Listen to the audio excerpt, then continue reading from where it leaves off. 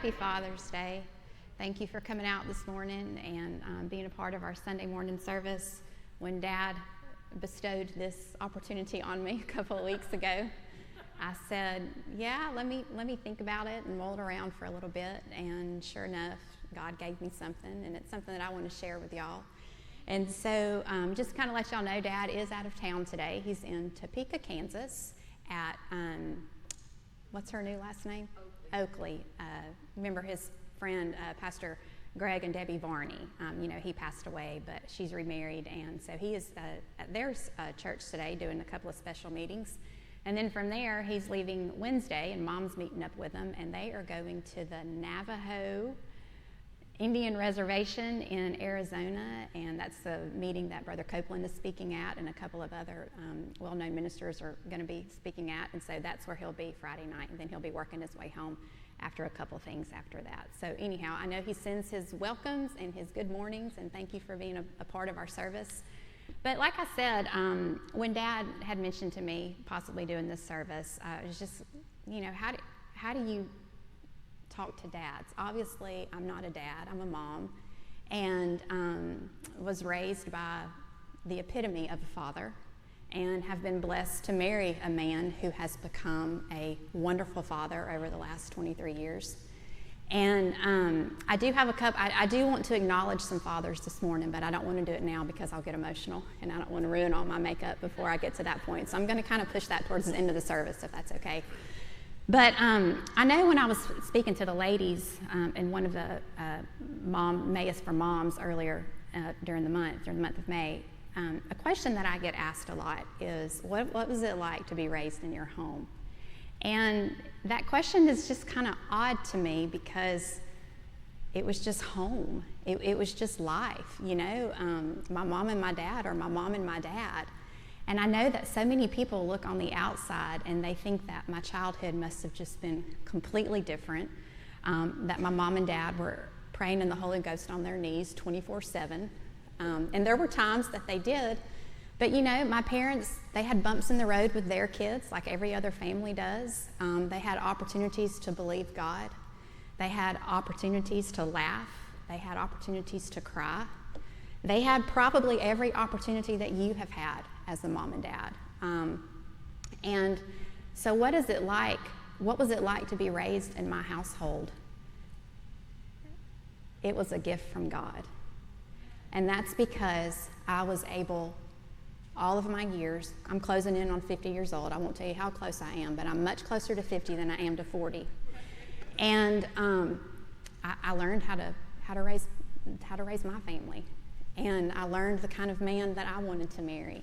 And they say the mark of a good father is when your daughter marries a man who is like her father. And I did. And my husband has learned from my father. He was raised by an incredible father himself. If you were to ask my husband what his favorite message is that my dad has ever taught over the 24 years that we've been together, he'll tell you that his all-time favorite message is when my dad ministers on the household of faith. Because like for my dad, for my husband, everything is about family. And everything is about sowing into your family and into those that God has put in your family. So I say all that to say that's what it was like being raised by my father. And I want to give you 4 characteristics this morning. I don't want to keep you terribly long. I'm not a long-winded speaker. And I want to allow you to get out and celebrate your fathers and be with your family and your children and stuff today. So I'm not going to keep you terribly long.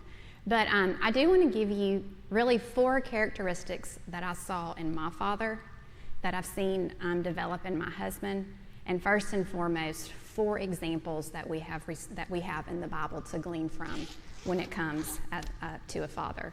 So hang on, y'all gotta let me get organized. Y'all know I'm the organized queen around here. So let me get my notes together. I was at home last night. Michael worked really late last night, and so I was in my bedroom just going over my notes and mulling over everything. And my daughter and her fiance had just gotten home from eating dinner, and Blake was in his bedroom, and so I was just having some quiet time, just going over everything. And Brick and Tanner popped their head in my bedroom, and they said, "Well, what are you doing?" And I said, "I'm just preparing for tomorrow." And Brooke goes, my greatest fear, Mom, is public speaking. Like, that is my all-time greatest fear. And Tanner goes, I won't do it. I would never do public speaking. And they were like, how do you do it? How do you do it? Oh, was that me? And I said, it's not public speaking to me, it's sharing from your heart. And I think that's why it's not so intimidating to me, because it's me being able just to communicate to you guys what's in my heart and the things that I've seen growing up. So for you fathers that are on the other side and you've got grandkids, you can still learn. I know that my dad is just, every day is a new day to him. And as a father, he's just walking something out and something different every day. And to those of you who are in the midst of adult-age children like my husband and I are, it's the same for us. We're just walking things out day by day. And for those of you with younger kids, it's the same for you. You're just walking things out day by day. You're growing as a person, you're growing as a father, and your family is growing and developing and becoming that family that God desires for you to become. So, like Mom said, today we honor and we celebrate fathers, not just for who you are, but for what you do. And like I said earlier, the Bible is full of examples that we can learn and we can glean from as fathers. And so there's 4 characteristics that I think about when I think of my father. And I want to take a few minutes and give you an example of each from the Bible. But the first one is, a father is a provider. A father is a protector. A father is a builder. And a father is a restorer. And so the first example that I want to look at this morning is the provider. And when I was kind of going through and thinking about, well, what father in the Bible stands out the most to me as a provider? Abraham is the one who came to mind. And you don't have to turn here because I'm going to read from a couple different translations as we go through this morning. But in Genesis chapter 22, it says, Abraham said, God will provide for himself the lamb for a burnt offering, my son. And as you know, we've been taught so well around here. We know that Abraham is the father of faith. He is a man who, when God called him to do what he told him to do, Abraham left everything behind. And when he left everything behind, that's when he knew that his provision was ultimately from God. Ultimately, everything Abraham needed was coming from God. And not only did he have to, lean on God's provision, but Abraham himself had to become a provider. He had a family that he had to provide for. And in doing this, he led his family both physically and spiritually. And if you think about Abraham climbing the mountain with his son Isaac, have you ever really taken a second to think about that? What that involved? God spoke to him, told him that he was to sacrifice his son. And so, and I know my dad's given us a picture of it before and when he's ministered on it, but you just think about the heart of this father with his son in tow, knowing that when he gets up to the top of this mountain, he's got to place his son on the altar, and that's it. What father could do that? A father that could do that is a father who looks to God for his provision. Because I envision that on the way up that mountain, Abraham was saying, Lord, I'm doing what you're telling me to do, but you're going to provide a way. There's a way of escape for my son to get out of this. You are a good, good father, and my son's life will not be taken. I know that's what I would do as his mama, and I can only imagine what a father would do in that situation.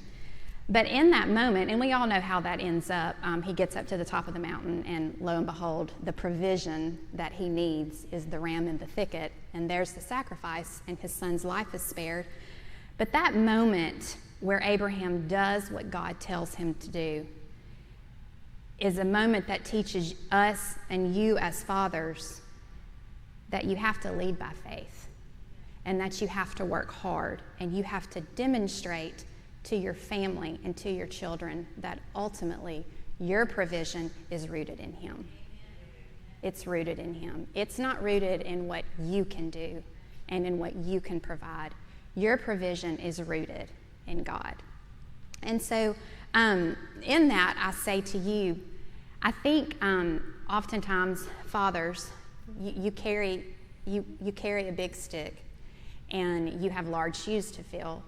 And I think so oftentimes as fathers, when it comes to provision, that you think about the food and the shelter and the money for this and paying the bills and providing the new school clothes and all of that stuff that comes with provision. And yes, those things are of utmost importance. The kids got to have that.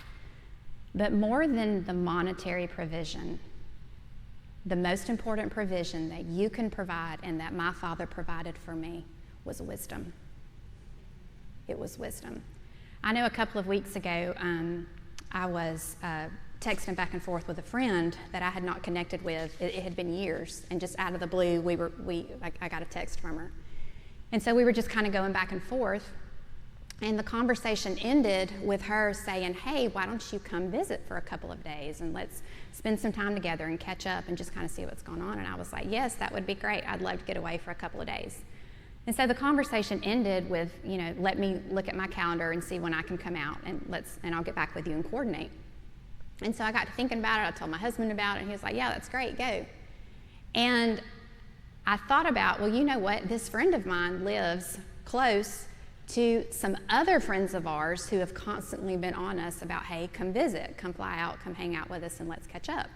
And so I told my husband, I was like, well, why don't, we both fly out, kill two birds with one stone, and after I finish hanging out with my friend, we can go catch up with these people. And he was like, yeah, let's do it. And so I picked up my phone, and I was about to text these friends just to see what their availability was so that I could coordinate all of this together. Well, I picked up my phone to text the person, and immediately just on the inside, I just heard pause. Stop for a second. Not because anything was wrong. Kind of being in ministry and seeing things and knowing a bunch of people, you hear things and you don't want to perceive things wrong. And so I just thought, you know what, I need to talk to my dad about this. I need to get my dad's advice in is it okay to put visiting these two people in the same trip. And so I came into the office the next morning, and I mentioned it to my mom, and I said, do you know, what do you think? She was like, I don't know. So I'm just going to ask Dad. And so I went to my dad, and I explained to him the whole conversation. He was like, yeah, it's great that y'all are talking. Definitely, go do this. And I said, but I thought about this. And he sat in the chair in my office for a second, and he leaned back, and he just kind of did this for a second. And he said, well, let me tell you. And so he kind of laid everything out. And he explained to me the benefits of it, and then he explained the pros and the cons of it to me. And so in that moment, I immediately knew my answer. And I went home from the office that day, and I told Michael, I said, I'm just going to go see my friend. That's what we need to do. And so I say all that to say, here I am, closing in on 50 years old, and I still need my dad's provision. It's not money. Now, my dad is more than welcome to do that anytime he wants to, as most fathers want to do. But that's not the provision I need from my dad right now. It's wisdom. You never outgrow your father's provision. Never. No matter how old you are, you will never outgrow your father's provision. And oftentimes, if not all the times, the provision you need is not found in his wallet. It's found in his words. It's found in his advice, and it's found in his wisdom. One of my favorite things that my husband and I do, we kind of save it for the weekends, is we love to binge watch true crime. That's my confession, all right? So a couple of years ago, we were watching a series based on true crime kind of thing. And at the end of the series finale, there was this quote that I have thought about, and in my times in the morning, I have gotten up and I have looked it up on YouTube, and it's just something that I've not been able to get away from. And so I'm not going to tell you the name of the show, but just kind of give you a little bit of history so I can tell you what was said. It was based on a true story, and it's a father who made a mistake. And there was some crime involved in the situation, and in order to try to save his family, he took his family and escaped. And they ended up going to this cabin in the woods, and that was kind of what this whole particular season was about. They were running from the police, and he was trying to figure out, how to protect his family and what he needed to do. Well, in the last episode of the series, he ended up getting killed because, it just It didn't work to his advantage. And so the only one who remained was his wife. So they put his wife in the cop car. And the last scene of this show is she's in the back seat of the cop car and the police officer's in the front. And he's just ranting. He's just going on and on and on about his time in the military and the things that he did and the things that he saw. And it was just kind of strange because it didn't fit into what the series was about. But then he said this, and I'm going to read it to you exactly what he said. He said, "The rock we all push as fathers. We call it our burden, but really it is our privilege." And I think about that. And I think about how in today's society, they've tried to dumb down the man. And they've tried to take you fathers and you men, your strength away. And the fact that you don't need to provide. That us women, we can do it better. And that's not the case. And I kind of sense because of that, providing for your family as a father has become a burden to many. And it's not meant to be a burden. It's meant to be a privilege. And so in saying that, I would just like to say to you, if providing for your family has become a burden, take a step back, regroup, gather yourself, and know that there are many men and many fathers who would love to stand in your shoes and have the opportunity to either do it all over again or do it at all. Your provision, Father, is truly one of the most powerful things that you can provide for your family. And I'm not just talking about money. I'm talking about your wisdom. Amen? So my dad has been the ultimate provider for me in regards to wisdom. He's been a wonderful financial provider too, but the wisdom he has instilled in me, and he's instilled in my husband, and he's instilled in my children and my brother and his family, it's priceless. It's provision that I'm so grateful that I have been given. Amen? All right, so that was the first one, provision. The second one is the protector. Thinking about who in the Bible has been the ultimate protector, Noah is the one who came to me.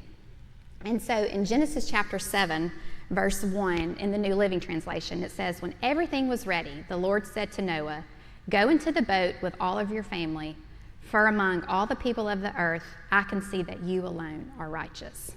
You know, Noah lived in a very violent and corrupt world. What does that sound like? I mean, that kind of sounds like what's unfolded in our world just this past week over the last couple of days with everything going on. So yes, Noah did live in a violent and corrupt world, but he listened to God and he protected his family. And I know growing up, you hear, we sing the songs about Noah. He built the ark 2 by 2 and all of the animals came on the ark. And there are some animals that I want to question him about when we get to heaven as to why they were on the ark. But he didn't just build an ark out of wood. He built an ark out of obedience. And he preserved the life of himself, of his wife, of his sons, and his daughter-in-laws by a simple act of obedience.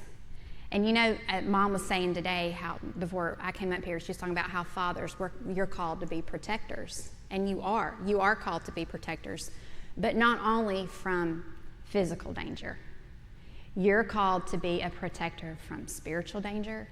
You're called to be a protector from emotional danger. One of the things that Noah did is he turned his ear towards heaven. And that's how he was able to protect his family. He was able to block out all of this other stuff. He was able to block out all of these people laughing and mocking and probably, spray painting graffiti on the ark and, just anything and everything, posting on social media, this Noah, hashtag Noah is stupid, just all kinds of stuff. I mean, just think about everything that he had to endure to protect his family. But he took a stance. He took a stance and he said, no. My family is not going the way of the world. I am the leader of this family. And as for me and my house, we are getting on this ark of obedience and our lives will be spared. And this kind of goes back to how society and culture today, they're trying to get you fathers to compromise. They really are. They're trying to get you to take the easy way. They're trying to get you to take the way that every other family and every other father is going. But that's not the kind of protector God has called you to be as a father. He has called you to be the father that puts your foot down and says, not in my family. And I cannot tell you the number of times, probably happened more than it didn't, that my father put his foot down and said no.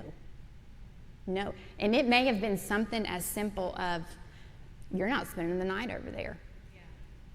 Or it may have been something as simple of, we're not going to do that today. Not today. My dad was never intimidated by the trend. Never. He stood his ground. And I know for both my brother and myself, when he said no, that was it. There was no, but can, well, can I? Or but will I? Or will you think about it? It was no. And I bet if you think back over your life with your father, there were probably times that your dad said no. And maybe you never understood why. Maybe he told you, that's not the guy for you to date. That's not the girl for you to marry. That's not the house for you to buy. That's not the job you should take. How many times did your dad tell you no? How many times did your father take a stance and you are where you are in life today because he did? Because he chose to protect you instead of going with the easy way out. That's what my father was. My father was a protector. And you know what he protected more than anything? He protected his family's peace. He protected his family's peace because Dad, if his peace was protected, Mom's peace was protected, my brother's peace was protected, my peace was protected, and now he's protecting the peace of his grandchildren. So fathers, as a protector, it's not always about somebody breaking into your home and having a gun and taking them down. It's not always about going camping in the Grand Canyon and a bear trying to attack you in your tent. There is time for that physical protection, but more than the physical protection, fathers, it's all about your spiritual protection and your emotional protection. Amen?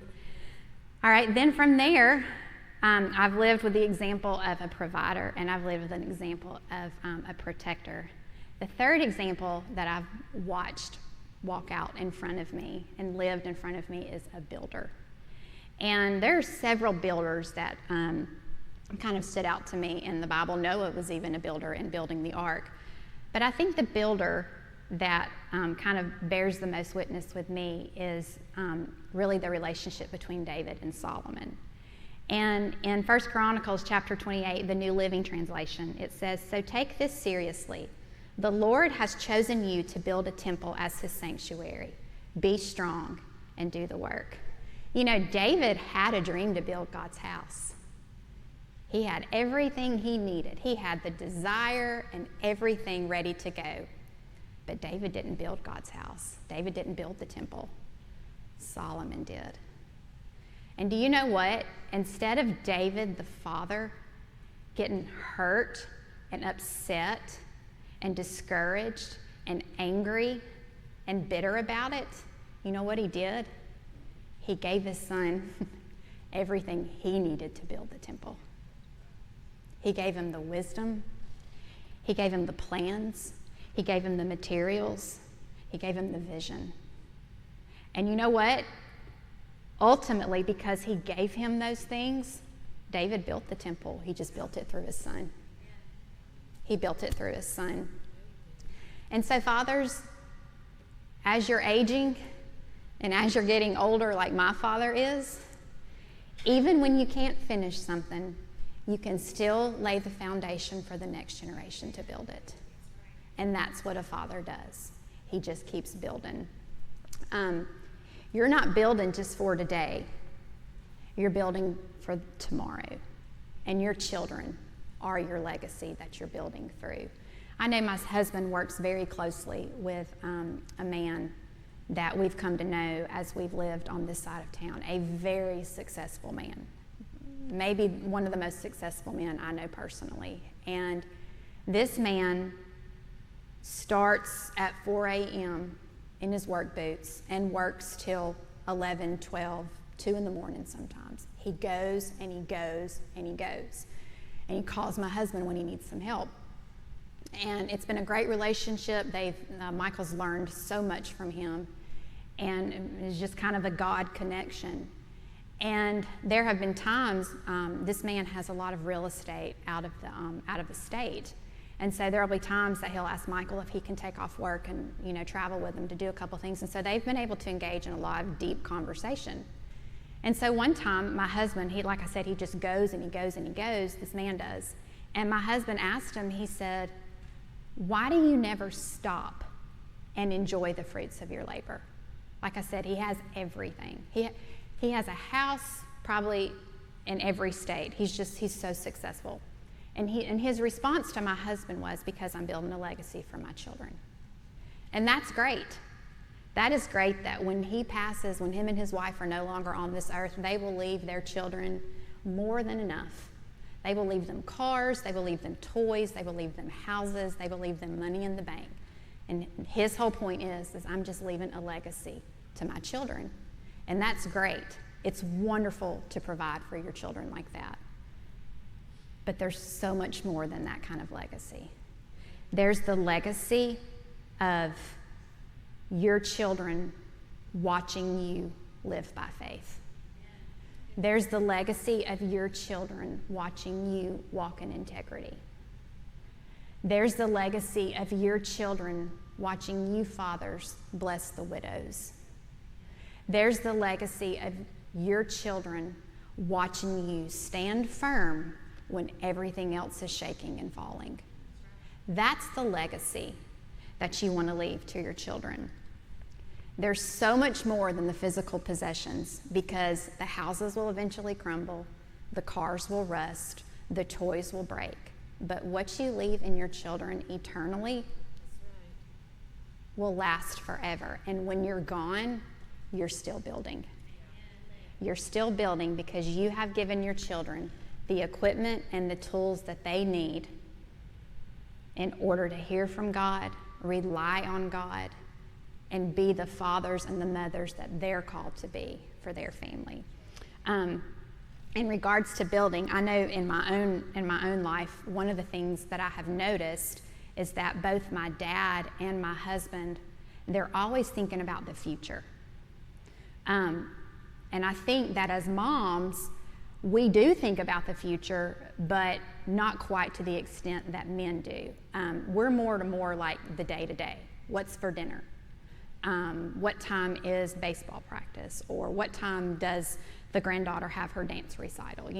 That's more how us moms are wired, but not you dads. I'm telling you, my husband has a life insurance policy on everything in our house. Like our dogs have health insurance. He probably has life insurance on y'all in here, you just don't know it. I mean, we have life insurance policies. We have insurance for everything. Of course, he's in the insurance industry, and so we insure everything. He invests, in the midst of a sinking economy. The Lord spoke to him one morning, and he said, "You know what? I've got this investment here, and I've got this investment here, but I'm going to open this one and watch God fill this one while everybody else's is tanking." And you know what? God's filling it, and he will continue to do so. But my dad's the same way. Growing up, he managed finances. He stockpiled ammunition. We are ready for the zombie apocalypse. He has a generator on everything. You walk in my dad's garage, he has a chainsaw for everyone in the family in case power goes out and we're stuck, doesn't he? He has more guns than anybody you know. He has so many guns, they're displayed in the house, they're displayed in the garage. Some of them are at my house. He prepares for everything. And in doing that, he's building. He's building. It's just a form of building. Preparation and looking to the future is simply a form of building. And even now, as an adult, there are times that him and I will have a conversation, or I'll see him talking to one of the grandkids, or I'll overhear him talking to my brother at the office, or he'll say something to my husband when we're over there doing a family dinner or something. And it's nothing, but he's just kind of nudging us. He's just kind of steering us, not coming down on us, not correcting us, but just kind of saying, well, have you thought about this? Or have you thought about approaching it like this? And that's a form of building. He's just building, and he's shaping, and he's molding, and he's watching things. He's watching his people grow. He's watching his people develop, and he's building.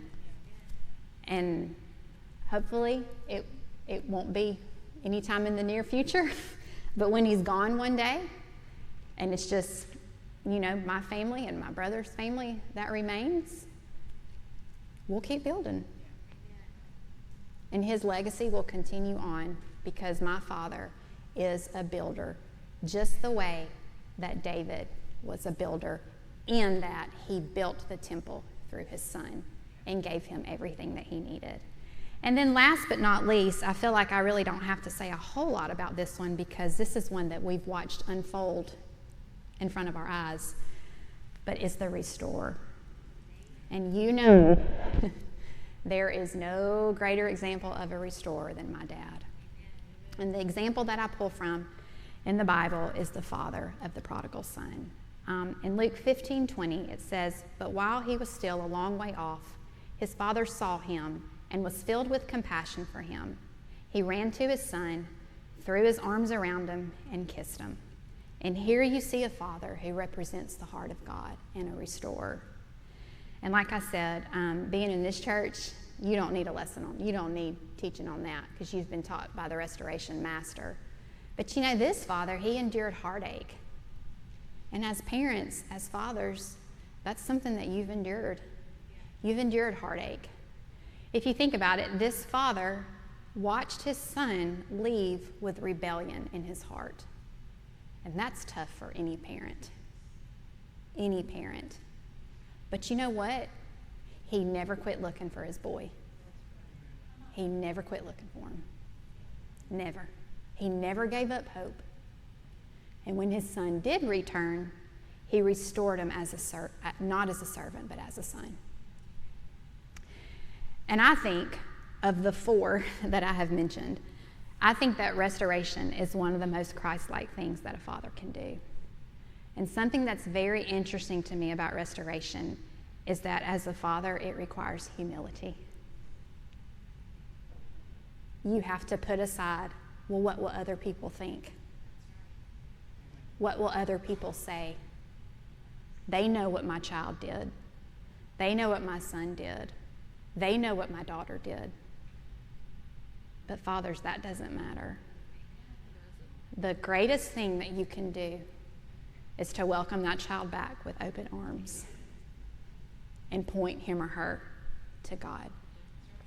I know many of you have had a front row seat to watching my dad be a restorer.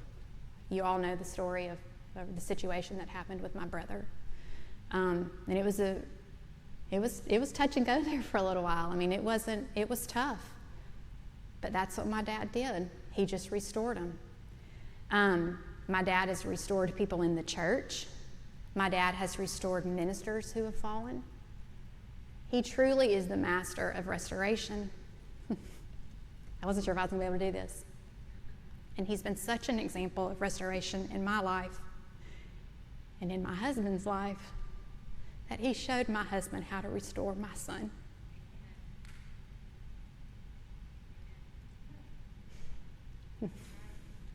It's not something I've talked about a lot, but a couple of years ago, I was just minding my own business on a Saturday morning, and I got a phone call out of the blue.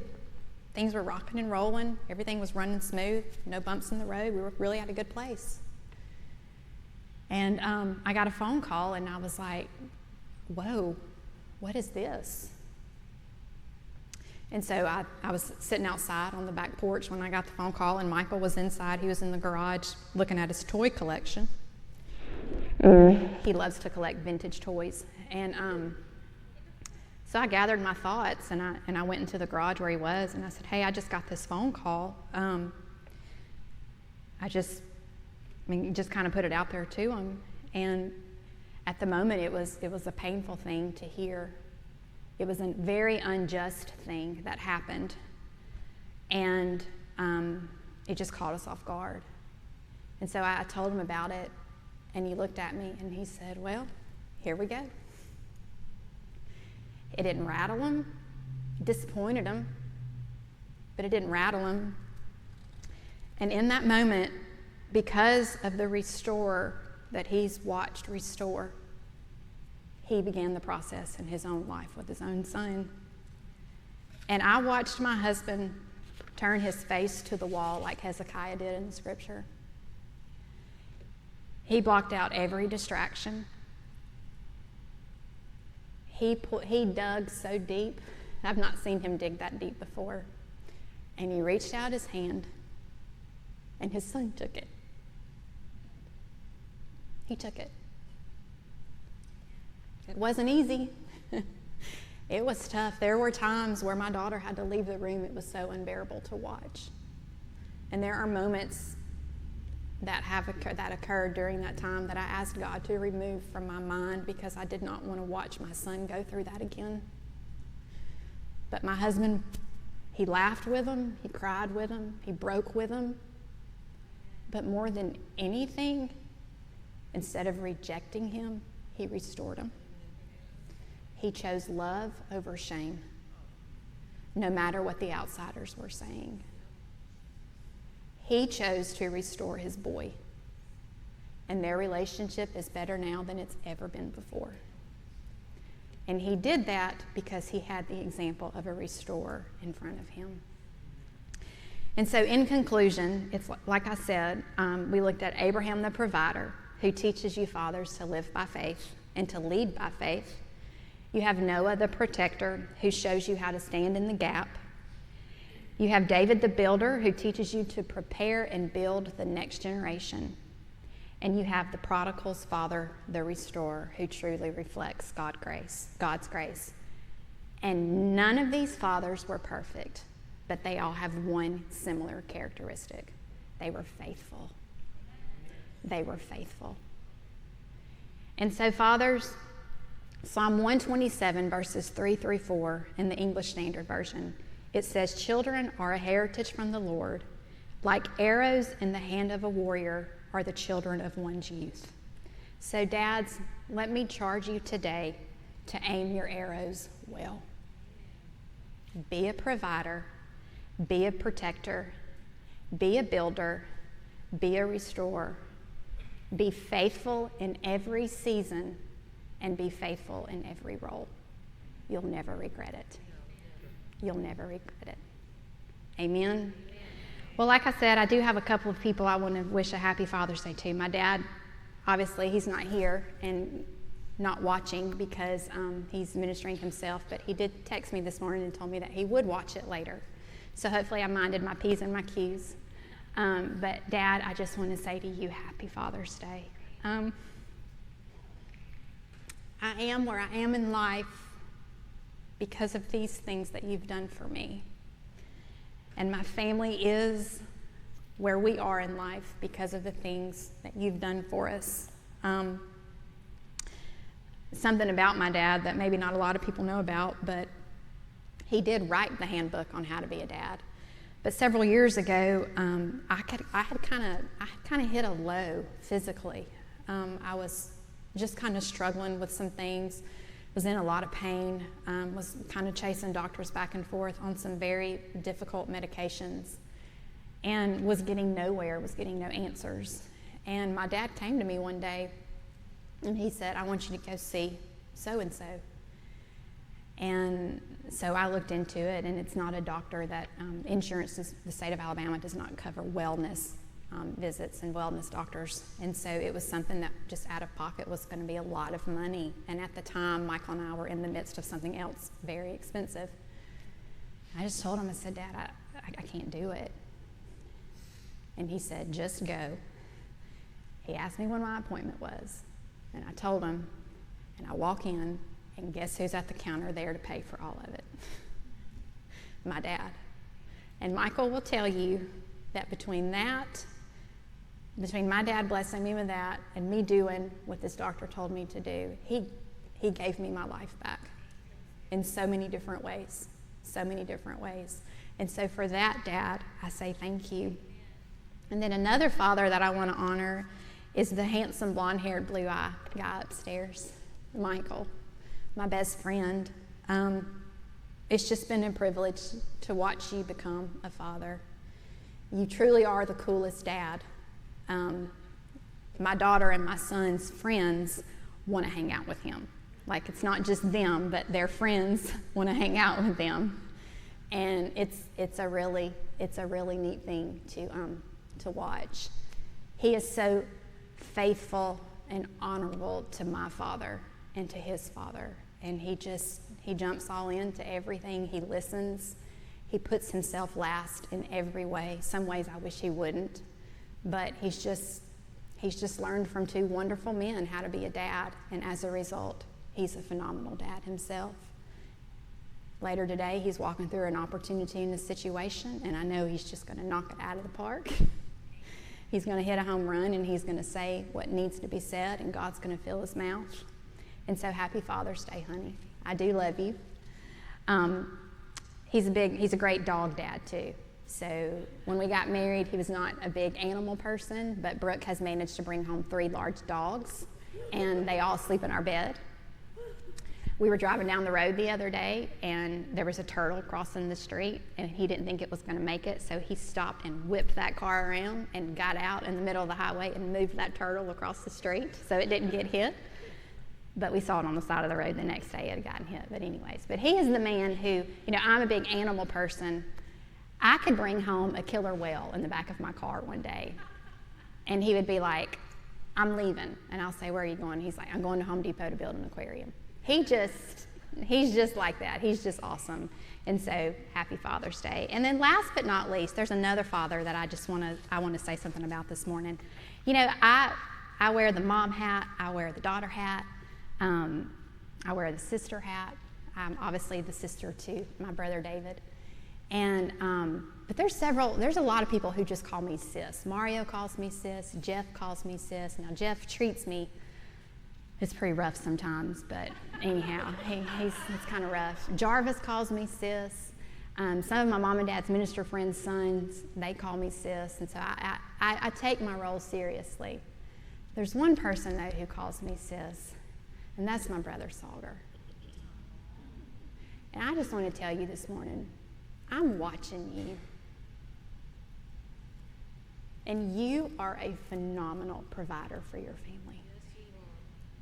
You walk in humility and you walk in grace. And I respect you for the way that you have stepped up to provide for your family. There was a time, we won't get into all of it, but it was just me and you left here standing. It was just me and you. And we got our act together, and we did what we had to do. And that's what I've watched you do. You are so honorable to my father. You are so loyal and faithful to him. And you are so honorable to my entire family. And even though you make me mad a lot of times, and even though you are so high maintenance, I would not trade my brother-sister relationship with you for anything in the world. I mean it. So, happy Father's Day. You're amazing. You're amazing. Amen. Well, like I said, I didn't want to keep you long this morning. I want you to beat the lunch crowd. I hope you received something. Like I said, it's just, I don't know, when you've been raised in it, it's normal to you. And so you don't always know how to express yourself or how to explain it. But I have been blessed to be fathered by someone who many people call Dad. But there's really only 2 people who can call him Dad. And that's me and my brother. And it's an honor. And it's an honor. And I'm grateful. So anyhow, let's all stand. Mom, do you have anything you want to say? Or you want me to shut it down? Once again, fathers, to you, I just want to tell you, happy Father's Day. You're doing a great job. You all have such awesome, amazing, wonderful children, wonderful families, wonderful wives, everything associated with it. So thank you for the honor. Thank you for the privilege of being able to share my heart with you today. Enjoy your time with your family. Take a nap. Enjoy maybe the 30 minutes of sunshine we'll get today, because I'm sure it's going to rain shortly. But anyways, you be blessed. Happy Father's Day, and we'll see you Sunday.